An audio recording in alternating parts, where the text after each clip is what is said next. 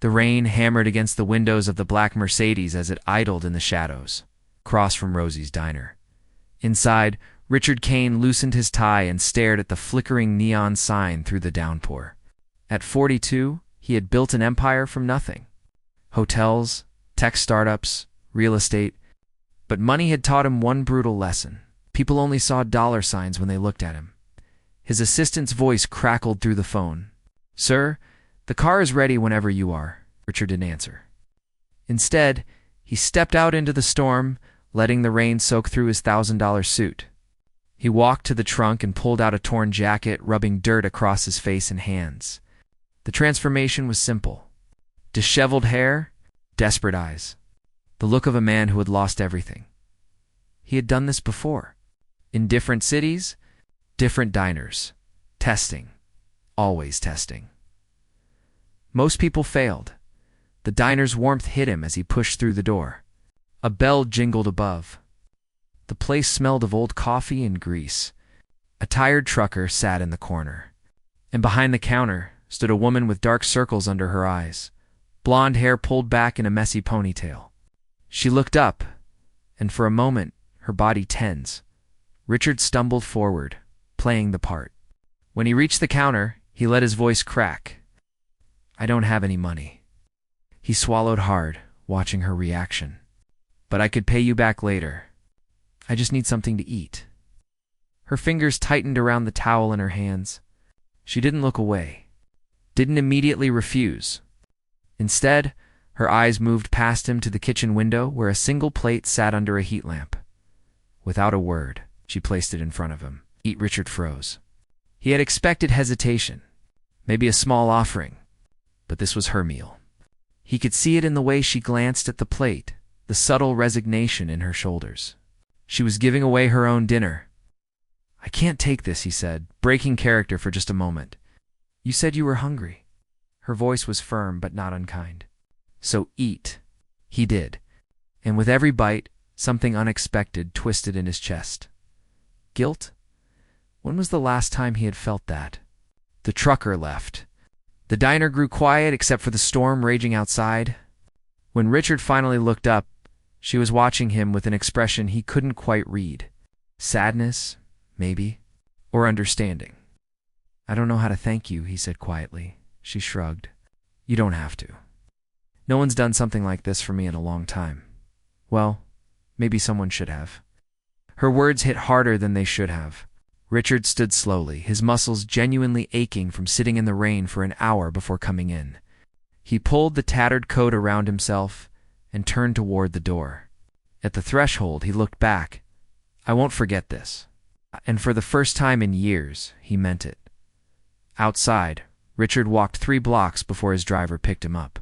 In the back seat, he peeled off the dirty jacket and stared at his reflection in the rain-streaked window. He had her name from the tag on her uniform. Grace Turner. He pulled out his phone and made 2 calls. The first to his lawyer. The second to his accountant. By morning, Grace would receive a plane ticket and a note. He always rewarded the ones who passed his test. But as the car pulled away from the diner, Richard couldn't shake the image of her tired eyes. The way she had given without hesitation, without knowing who he was or what he could offer in return, for the first time. His test felt less like a social experiment and more like a lie, and he had just invited her into his world. Grace stared at the plane, ticket in her trembling hands. The note beside it was simple, cryptic. An address in Los Angeles. Nothing more? Who sends a stranger a plane ticket? Her mother asked from the couch, her voice weak but curious. "I don't know." Grace turned the paper over, searching for more information.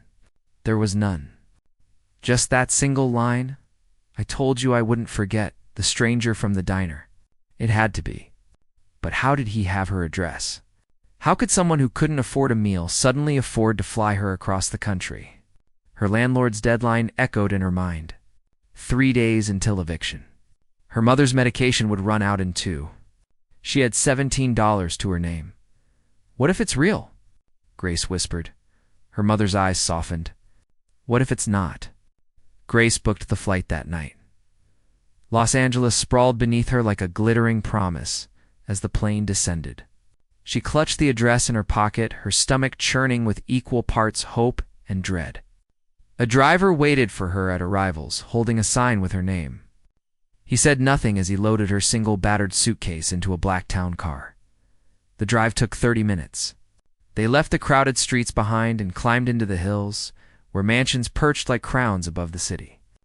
When the car finally stopped, Grace's breath caught in her throat. The house before her was glass and steel, modern and massive, overlooking the entire valley. Fountains lined the driveway. Palm trees swayed in the warm breeze. This wasn't a house. It was a statement, Miss Turner. A woman in a crisp suit appeared at the entrance. Mr. Kane is expecting you. Kane, Grace's mind raced. She didn't know anyone named Kane. Inside. The foyer was all marble and modern art. Her reflection stared back at her from polished floors. She felt small. Out of place? Like she had stepped into someone else's life by mistake. Then she saw him. He stood at the top of a curved staircase, dressed in an expensive suit, his hair perfectly styled. Clean-shaven, confident. For a moment, Grace didn't recognize him. But then their eyes met, and she saw it. The same tired, hollow look he'd had that night in the diner, buried beneath layers of wealth and polish. You, she breathed. Richard descended the stairs slowly, a slight smile playing at his lips. Hello, Grace. Her hands clenched into fists. Who are you? Richard Kane. He stopped a few feet away. And I owe you an explanation. You lied to me. I tested you. His voice was calm, matter-of-fact. I wanted to see if kindness still existed. If someone would help without expecting anything in return. He gestured to the room around them. Most people fail. Grace's chest tightened. So that night was fake? You were never hungry? Never desperate? The hunger was real. Something flickered in his eyes. I just had the means to end it whenever I wanted. She took a step back, her voice rising. Do you have any idea what I gave up that night? That was my dinner. My only meal. I went home hungry so you could play dress-up and test humanity like we're all lab rats. Richard's jaw tightened. Which is exactly why I brought you here. I want to repay you. I don't want your money. Then what do you want? The question hung in the air between them. Grace thought of her mother's medication. The eviction notice. The endless cycle of barely surviving. She hated that she needed what he was offering. Hated that he had put her in this position. I want my mother to live, she said quietly. I want to not wonder if we'll have a place to sleep next week. I want to stop choosing between food and medicine. Richard's expression softened. Then let me help.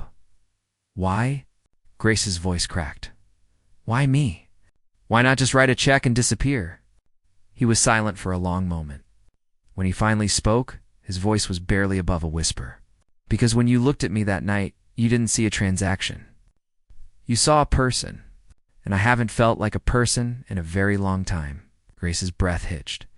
There was something raw in his admission, something broken. She wanted to stay angry, wanted to throw his offer back in his face and walk out. But she thought of her mother's pale face, the empty pill bottle, the way survival had become her only goal. She asked.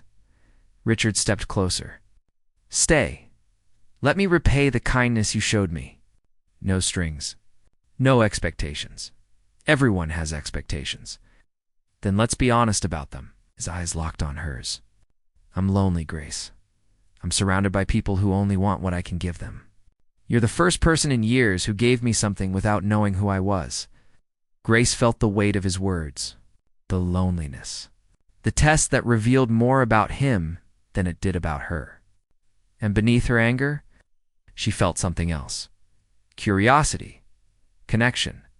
The dangerous pull of someone who understood what it meant to be hollow inside.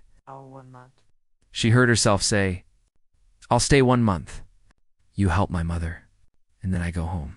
Richard extended his hand. 1 month, Grace took it, feeling the warmth of his palm against hers.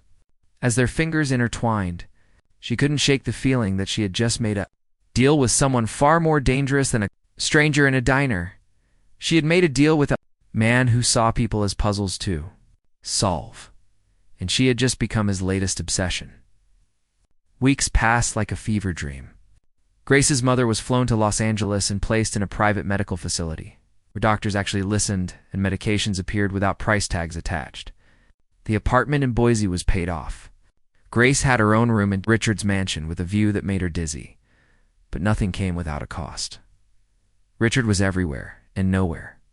He'd appear at breakfast with coffee and conversation about art and philosophy. He'd vanish for days on business trips. He sent her books, took her to galleries, showed her a world she had only ever seen through windows. And with each passing day, the line between gratitude and something else began to blur. Tonight, they sat on the terrace overlooking the city. Wine glasses caught the sunset, turning golden in the fading light. Richard's jacket was draped over the back of his chair, his sleeves rolled up. He looked almost human like this, almost vulnerable. "Tell me about your father," Grace said suddenly. Richard's hand stilled on his glass. "Why?" "Because you test people. You don't trust anyone. That doesn't come from nowhere." He was quiet for a long time. The city lights began to flicker on below them, one by one. Finally, he spoke. He was a drunk, a gambler. "Lost everything we had before I turned 12. Richard's voice was flat, emotionless. "My mother worked 3 jobs trying to keep us afloat. She died when I was 16. Heart attack in the middle of a shift. I found her." Grace's chest tightened. "Richard, I built all of this so I'd never be that helpless again." He gestured to the mansion, the view, the empire invisible around them. "So no one could take anything from me. So I'd always be the one with power. Is that why you test people? To make sure they can't hurt you?" Richard turned to her, his eyes dark and unreadable. "Yes. Then why did you bring me here?" "I could hurt you. You already have." The admission hung between them like a confession. "The night in the diner when you gave me that meal, you made me feel something I'd spent 20 years trying to bury. You made me feel guilty." Grace set down her glass. "You should feel guilty. What you did was manipulative. I know." Richard stood, moving to the edge of the terrace. "But I can't stop thinking about it. About you. The way you looked at me like I mattered when I was pretending to be nothing. You weren't pretending."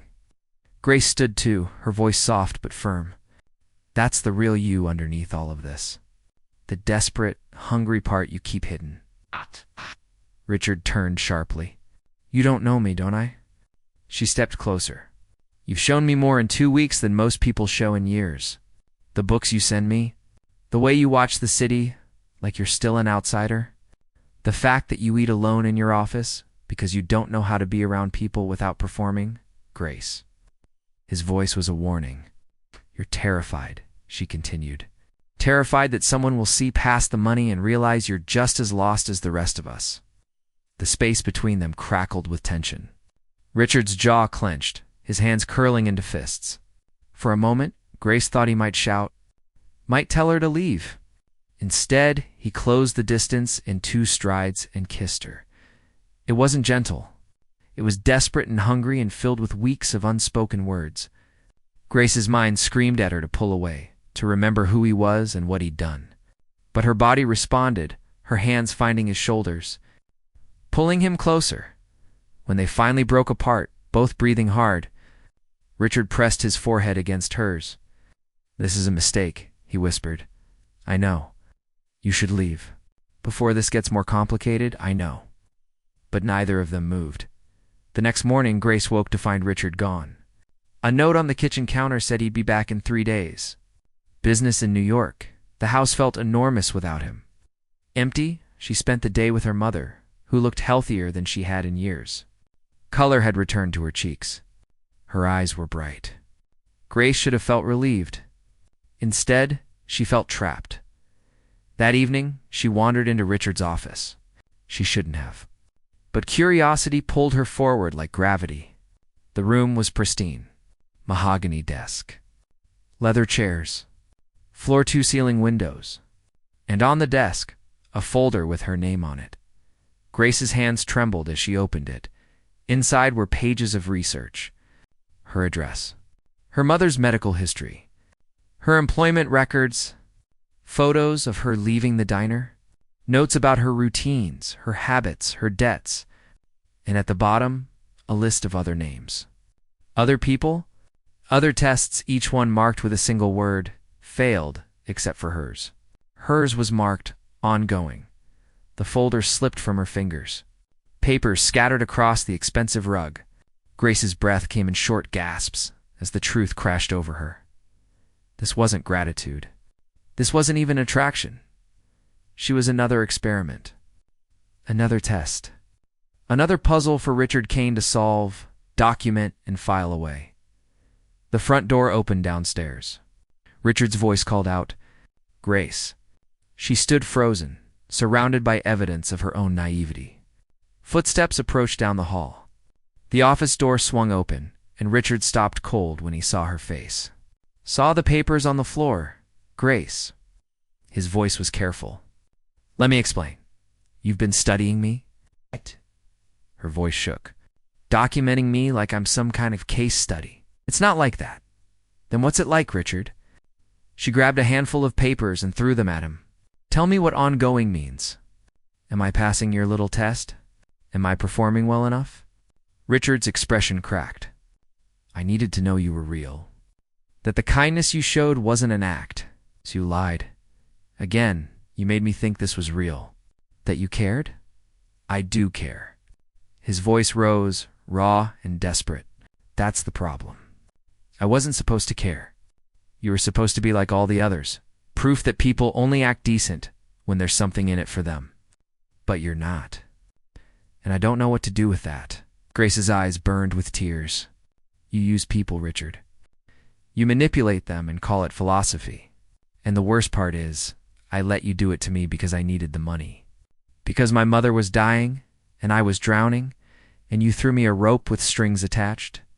Grace, please, I'm not your redemption."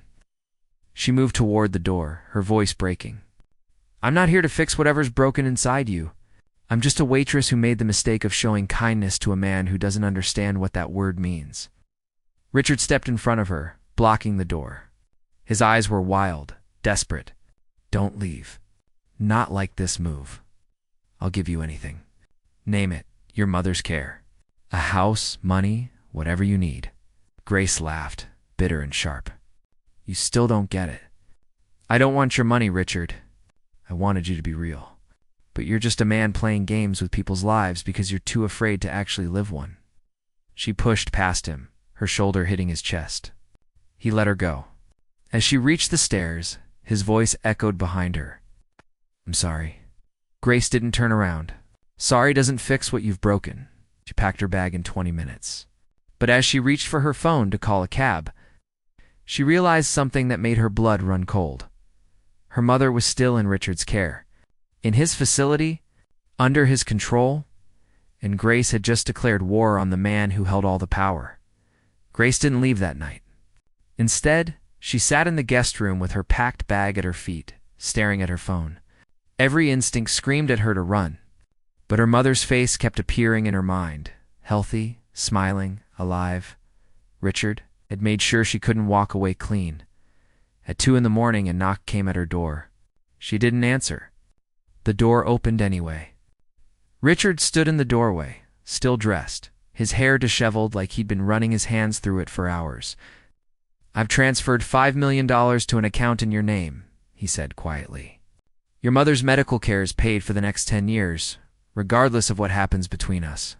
The facility has instructions that you have full control. I have none." Grace looked up slowly. "What?" "You're free to go." Richard's voice was hollow. "I won't stop you. I won't contact you. Your mother will be taken care of. You have my word." She stood, searching his face for the catch. "Why?" "Because you were right." He leaned against the doorframe like it was the only thing holding him up.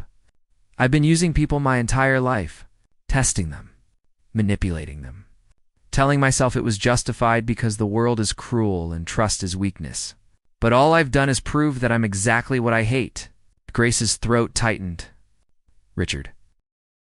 "I'm tired, Grace." His eyes met hers, and she saw something broken in them. "I'm tired of being alone in rooms full of people. Tired of second-guessing everyone's motives. tired of proving over and over that humanity will fail me, when all I'm really doing is failing at first. So this is what? Your redemption? No. A bitter smile crossed his face. This is me letting you go before I destroy whatever good thing you have left in you. Because that's what I do. I find something pure and I dissect it until there's nothing beautiful left. Grace took a step toward him. She should have felt relief, victory. Instead, she felt an ache she couldn't name. You think that's all you are? Destruction? Isn't it? No. Her voice was soft, but firm. You're also the man who sat in a diner and remembered what it felt like to be hungry. Who brought me here not just to study me, but because you were desperate for someone to see you as human. You're broken, Richard, but you're not beyond repair. Don't. He closed his eyes. Don't make me into something I'm not. I'm not. I'm just refusing to let you make yourself into only your worst parts. Silence stretched between them. Finally, Richard opened his eyes. Stay, not as a test. Not as an experiment. Just stay because you want to. And if you can't, then go. But know that either way, your mother is safe. You're safe. No strings. Grace felt tears slip down her cheeks. How do I trust you? You don't. His voice broke. I haven't earned it. But maybe, if you give me time, I can learn how to be someone worthy of it. She shouldn't have. Every rational part of her brain screamed that this was another manipulation. Another move in a game she didn't understand. But she looked at him and saw the same desperation she'd seen that night in the diner. Real, raw, human. One more chance, she whispered. But if you lie to me again, if you treat me like an experiment, I'm gone. And I'll make sure everyone knows exactly who Richard Kane really is. Deal. The next 3 weeks were different. Richard kept his distance. He was careful. Transparent. He showed her his schedule. Let her read his emails. Gave her access to everything. It felt like watching someone learn to walk after a lifetime of running. Awkward. Painful, but genuine. They started talking. Really talking? About his childhood, her fears. The walls they'd both built to survive. And slowly, carefully, something fragile began to form between them. Not trust. Yet. But the possibility of it. Grace visited her mother every day. Watched her grow stronger. Started to believe that maybe things could actually work out. That maybe Richard meant what he said. Then she got the call. Miss Turner. The voice on the phone was professional but tense. This is Dr. Morrison from the medical facility. We need you to come in immediately. Grace's heart stopped. What's wrong? Is my mother okay? Your mother is fine. But there's been a complication with her account. The payments have stopped. That's not possible. Richard said 10 years were prepaid. I'm looking at the account now. The last payment was processed 3 days ago. After that, nothing.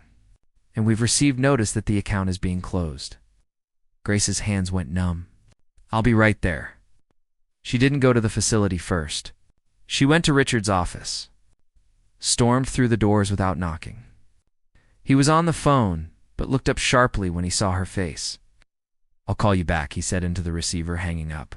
Grace, what's wrong? The facility called. My mother's payments stopped. The account is being closed. Her voice shook with barely contained rage. You promised. You gave me your word. Richard's expression shifted from confusion to alarm. That's not possible. I set up an irrevocable trust. The payments are automatic. Then why are they telling me the account is empty? He was already pulling up files on his computer, his fingers flying across the keyboard. Grace watched his face go pale, then white, then something worse. Betrayed Marcus, he breathed. Who? My business partner. Richard stood abruptly. He has power of attorney over certain accounts. I gave it to him years ago when I trusted him. He's liquidated the trust. Grace's vision blurred. Get it back. It's not that simple. The money's gone. Moved to offshore accounts. He's been planning this. Richard's jaw clenched. He must have known about you. About what I set up. This is retaliation. For what? I've been blocking his attempts to take the company public. He stands to make billions if I sell. I've refused. Richard looked at her and she saw real fear in his eyes. Grace, I swear to you, I didn't know. I would never. I don't care about your business drama. Her voice broke. My mother will die without that care. Do you understand? She'll die. I'll fix this. How? How do you fix stolen millions? How do you fix broken promises? Richard grabbed his phone. I'll transfer money from my personal accounts right now. I'll make this right. But as he pulled up his banking app, his face went slack. Grace watched in horror as he scrolled through screen after screen. He's frozen everything. Every account, every asset. There's some kind of injunction. Legal holds. I can't access anything. No. Grace's legs gave out. She sank into a chair. No. Richard was already dialing. I'm calling my lawyers. We'll break the holds. We'll find the money. Grace, I promise you. Your promises are worthless. The words came out dead, empty. Now you've ruined me twice now. First, by making me believe in you. And now by taking away the one thing that mattered. I didn't do this. Marcus did. But it's your mess. She stood, her voice rising to a scream. Your partner, your greed, your games. And now, my mother pays the price because I was stupid enough to trust a man who treats people like chess pieces. Richard's phone rang. He looked at the screen and his expression went cold. It's Marcus. Answer it. He put it on speaker. Marcus's voice came through smooth and smug. Richard, I assume you've noticed the adjustments to your accounts, you son of a careful. Marcus laughed. I'm calling with an offer. Sign over your shares of the company. Give me full control, and I'll release the holds. Your little charity case can have her money back. Grace felt sick. Richard's hands clenched into fists. This is between us. Leave her out of it. Oh, but she's not out of it. She's the leverage. See, I've been watching you, Richard, studying your little social experiments, and then this waitress shows up, and suddenly you're acting like a human being. It's fascinating and useful. Marcus, I swear you have 24 hours. Your company or her mother. Choose wisely. The line went dead. Grace stood slowly. Her entire body felt cold, numb. This is who you are. This is the world you live in, where people are weapons and kindness is just another tool. Grace. Richard reached for her, but she stepped back. I should have left that first night. Should have let you starve in that diner. Tears streamed down her face, because everything you touch turns into poison. And now my mother is dying because I was fool enough to think you could be anything else. I'll give him the company. I'll sign it all over. Whatever it takes. And what about the next time? Grace's voice broke completely. What about the next partner or enemy or person who decides to use me against you? How many times do I have to watch people I love become collateral damage for your war? Richard had no answer.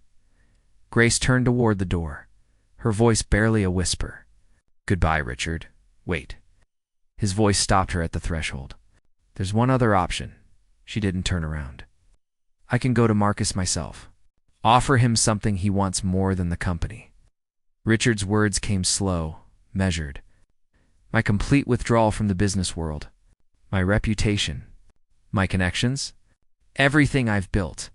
If I destroy myself publicly, admit to fraud, illegal dealings, everything, he gets what he really wants.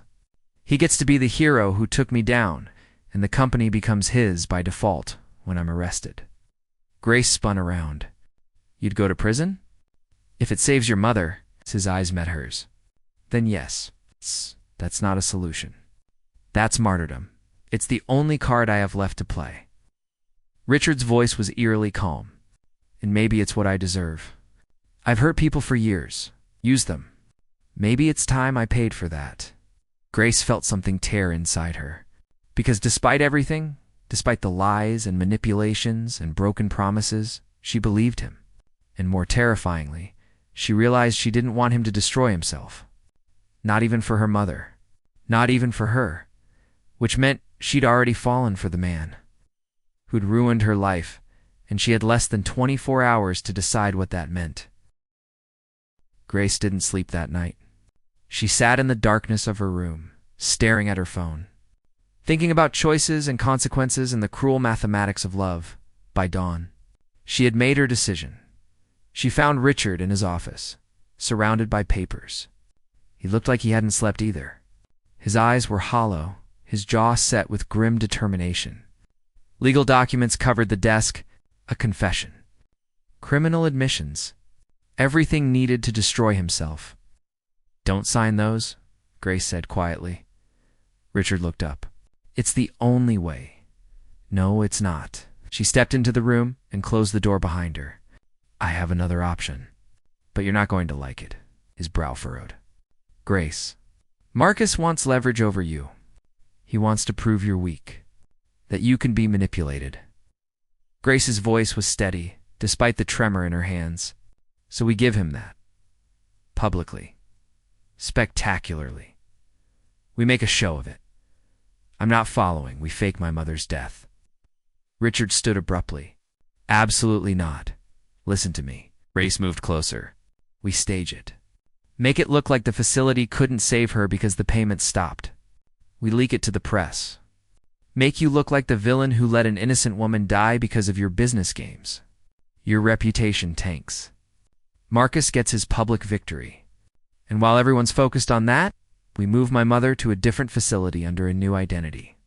Somewhere he'll never find her. That's insane. It's brilliant." Grace's eyes blazed. "Marcus wants to see you broken, so we break you. But only on the surface. Behind the scenes, you sign over the company. He wins, but my mother lives. And eventually, when the heat dies down, you can rebuild. Away from people like him." Richard shook his head. "You're asking me to let the world think I'm a murderer? That I let your mother die? I'm asking you to sacrifice your pride, your reputation, the image you've spent 20 years building." Grace's voice softened. "I'm asking you to give up the one thing you value more than anything. What people think of you, and what about what you think of me?" His voice was raw. "If the world believes I let your mother die, how can you stand to look at me? Because I'll know the truth." She took his hands in hers. "And maybe that's all that matters. Not what the world thinks. Not what Marcus thinks. Just what's real between us." Richard stared at their joined hands. "This will ruin me. You've been ruined your whole life." Grace's words were gentle but firm. "By your father. By Marcus. By your own fear. This is just making it official. But ruins can be rebuilt, Richard. Into something better. Something real." For a long moment, he said nothing. Then finally, he nodded. "Tell me what we need to do." The next 72 hours were a carefully choreographed performance. Grace's mother was moved in secret to a private facility 2 states away, her records erased, her new identity airtight. At the original facility, a death certificate was filed. Leaked to a journalist, Marcus kept on payroll. The story broke like wildfire. "Billionaire's greed kills woman dependent on his charity." The headlines were brutal.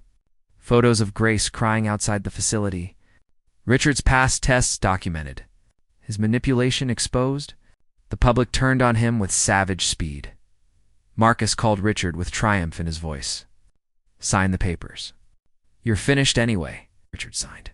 The company was Marcus's, and with it went Richard's fortune, his connections, his power. Everything he had built turned to ash, but Grace's mother lived. And that was worth everything. A month later, Richard stood in a small apartment in Portland. Nothing like the mansion. No view, no marble. Just 4 walls and the sound of rain against the window. Grace appeared in the doorway with 2 cups of coffee. "Instant," she said apologetically. "It's all I had." Richard took the cup with a small smile. "It's perfect." They sat together on the worn couch Grace had bought secondhand. The silence between them was comfortable now. No tests, no games. Just 2 people who had lost everything and somehow found each other in the wreckage. "Do you regret it?" Grace asked quietly. "Giving it all up?" Richard thought about it. Really thought about it. The mansion, the power, the empire. And then he thought about the diner. About the night he had pretended to be desperate and Grace had shown him what real generosity looked like. About how hollow his entire life had been before that moment. No, he said finally. I thought the money made me safe, made me powerful. But all it did was make me alone. He turned to her. You gave me your last meal when you thought I was nothing. That's worth more than everything I lost. Grace's eyes glistened. We're both pretty stupid, aren't we? Completely, Richard laughed. It felt strange, foreign, but real. But at least we're stupid together. She leaned her head against his shoulder. Your ex-partner is going to destroy the company within a year, you know? Marcus doesn't understand what you built. He just wanted it. Let him have it. I'm done with that world. So what now? Richard looked around the small apartment. Thought about the job he'd gotten managing a bookstore. About the quiet life he was building. About the woman beside him who had seen him at his worst and still chose to stay. Now, we figure out how to be normal. How to trust. How to live without armor. Sounds terrifying. It is. He kissed the top of her head. But I'd rather be terrified with you than safe and alone. Grace smiled against his shoulder. Outside, the rain continued to fall. But inside, for the first time in either of their lives, they felt warm. They felt safe. They felt human. 3 months later, a package arrived at the apartment. No return address. Inside was a single photograph. Grace's mother, healthy and smiling, standing in front of her new home, and tucked beneath it, a note in Richard's handwriting from weeks before. Some tests are meant to be failed. Some sacrifices are meant to break us. But some people are meant to put us back together. Thank you for being my person. Always are. Grace found Richard in the bookstore's back office. Inventory spreadsheets spread across the desk. She held up the photo. Did you send this to yourself? He glanced up with a guilty smile. Maybe I wanted you to have proof that it worked. That she's safe. You're such a sentimental fool. You're sentimental fool. Grace crossed to him and kissed him. Slow and deep and full of everything they'd survived. When they pulled apart, Richard rested his forehead against hers. Do you think we'll ever stop waiting for it all to fall apart? Probably not. Grace's fingers traced his jaw. But maybe that's okay. Maybe we're supposed to hold on tighter because we know how fragile this is. I can live with that. Hey, Cood. Because for the first time since that night in the diner, Richard Kane was exactly where he belonged. Not in a mansion overlooking the city, but in a small room with a woman who had taught him that kindness wasn't weakness. That vulnerability wasn't failure. That sometimes the only way to find yourself was to lose everything else first. Grace had given him a meal when he had nothing, and in return, he had given her everything. Not his money, not his power, but his truth. His broken, messy, imperfect truth, and somehow that had been enough. For both of them, years would pass. They'd move a few more times. Richard would rebuild, but smaller, quieter. Grace would go back to school. Her mother would live to see them married in a tiny ceremony with no guests except her and a borrowed witness. There would be hard days. Moments when old wounds reopened, times when trust felt impossible, but they would stay. They would choose each other every day. Despite the scars, despite the history, despite everything, because some people aren't meant to save you. They're meant to break you open so you can rebuild yourself into something better. Something real. And Grace and Richard had done exactly that. They had both been starving. Both desperate. Both pretending to be something they weren't.